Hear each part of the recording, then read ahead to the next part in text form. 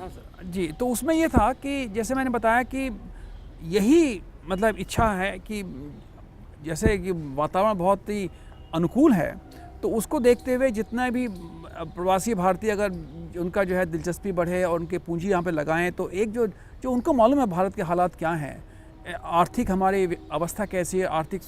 जो है प्रगति किस प्रकार से होनी चाहिए, कैसे होनी चाहिए, उसको उनके बारे में उनको अच्छी जानकारी है उसके बारे में। तो वो लोग आएंगे यहाँ लगाएंगे तो बड़ी अच्छी बात है। और इसको तो जैसे अब उन्होंने बताया कि अगले साल शायद प्रवासी भारतीय दिवस गुजरात में अहमदाबाद में होने वाला है। वाइब्रेंट इंडिया जो है अहमदाबाद में होगा। तो वो जो पहले वाइब्रेंट गुजरात का जो फोरम उन्होंने बनाया था जब चीफ मिनिस्टर थे मोदी जी, तो वो जो है एक मतलब उसका एक आइकॉनिक स्टेटस हो गया था कि मतलब समझ लीजिए कि दुनिया भर के पूंजीपतियों के लिए एक हाई पॉइंट हो गया उनके लिए कि वहाँ जाना है उनको, क्योंकि वहाँ पे अपॉर्चुनिटीज़ काफ़ी हैं। तो ये देखते हुए अगर उसको जैसे वहाँ कर रहे हैं तो इसका ये एक और भी प्रयास है कि जो विदेशी हैं भारतीय मूल के लोग, वो जितना आए भारतवर्ष में लगाएं पैसा उतना अच्छी बात है। और इसको तो मतलब ये तो प्रशंसनीय बात है और होना चाहिए। चीज़ बहुत देखने में आती है हाँ कि जितने भी गुजराती भारतीय मूल के प्रवासी हैं, उनका जो प्यार बना रहता है और जो उनका इन्वेस्टमेंट एक बना रहता है, वो ज़रूर से गुजरात में उनका प्रॉपर्टी भी रहेगा और वो कुछ ना कुछ उनका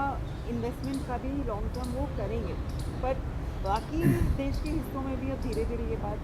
ये सही बात है, बिल्कुल सही बात है। मुझे लगता है कि रियल चैलेंज अब प्रधानमंत्री मोदी की शुरू होगी कि जब आपके यहाँ एक फेडरल स्ट्रक्चर है, स्टेट में दूसरा कोई सीएम है, आपको इन्वेस्टर को यहाँ लाना है, उसको सारा इंफ्रास्ट्रक्चर देना है, उसको सिस्टम देना है। सबको दिल्ली में तो बिजनेस कराया नहीं जा सकता है या सबको केवल गुजरात में कराया नहीं जा सकता है। तो आपको चीफ मिनिस्टर समेत पूरा वहाँ का इंफ्रास्ट्रक्चर और हर स्टेट को कहीं ना कहीं कॉन्फिडेंस में लेना होगा। जी बिल्कुल राजेश जी,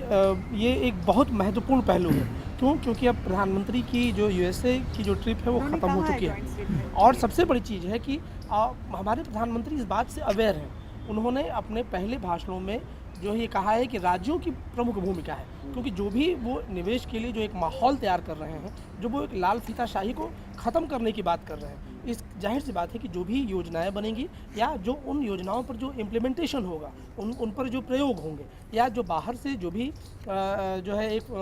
निवेश आएगा, उस जाहिर सी बात है कि उसमें बिना राज्यों की जो है इक्वल पार्टनरशिप के आप आगे नहीं बढ़ पाएंगे। तो अब असली जो चैलेंज है, जो असली चुनौती है, वो मोदी जी के लिए अब शुरू हो रही है, उनकी सरकार के लिए शुरू हो रही है। अच्छी बात यह है कि राज्य भी जो है कहीं ना कहीं इस बात को अब एक उनका एक मेंटल मेकअप बन चुका है कि अगर देश का प्रधानमंत्री इतना प्रो हो करके अगर विदेशों में जा करके अगर भारत की छवि को सुधारने को लेकर के और विदेशी निवेश को लाने के लिए इस व्यापक पैमाने पर अगर जो है मुहिम छड़े हुए हैं, तो आपको आगे आकर के बैठ करके और उसको सारी जो मूलभूत जो ढांचा होता है, जिसमें कि देखिए कोई भी बिजनेसमैन आएगा, वो जैसा कि अभी सर से हम लोग चर्चा भी कर रहे थे कि वो देखेगा कि भाई जो आपके यहाँ की जो पूंजीपति हैं वो क्या सोचते हैं, वो कितना निवेश कर रहे हैं, वो खुद को कितना कंफर्टेबल पा रहे हैं। तो इससे भी वो लोग जो बाहर के पूंजीपति जो वर्ग है वो मैच करेगा। अगर यहाँ का पूंजीपति निवेश की सीमा को थोड़ा बढ़ाएगा तो ये भी एक बहुत बड़ा कारण होगा कि विदेश से आपकी का जो पूंजी का निवेश है वो बढ़ेगा। तो सबसे बड़ी चीज़ है कि अब जो सरकार के सामने चुनौती है वो ये कि आप जो यहाँ मूलभूत जो ढांचा है,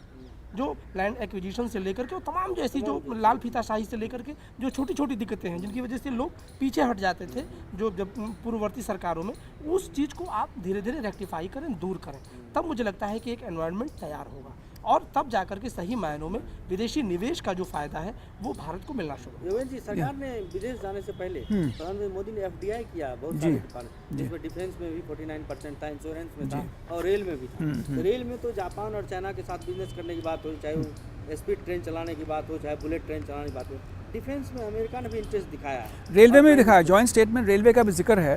कि रेलवे का जो मॉडर्नाइजेशन है उसमें उनके जो वहाँ पे उनकी जो कंपनियां हैं वो जो हैं उसमें इन्वॉल्व होंगी और उन्होंने उनको इनवाइट किया है कि आप भी आकर के हमारे रेलवे इंफ्रास्ट्रक्चर को और बढ़ाएं। उसमें उन्होंने कहा है उसमें मैं एक्चुअली वो जो अपने जो प्रवासी भारतीयों के बारे में ये कहना चाहता था कि ये बात देखिए,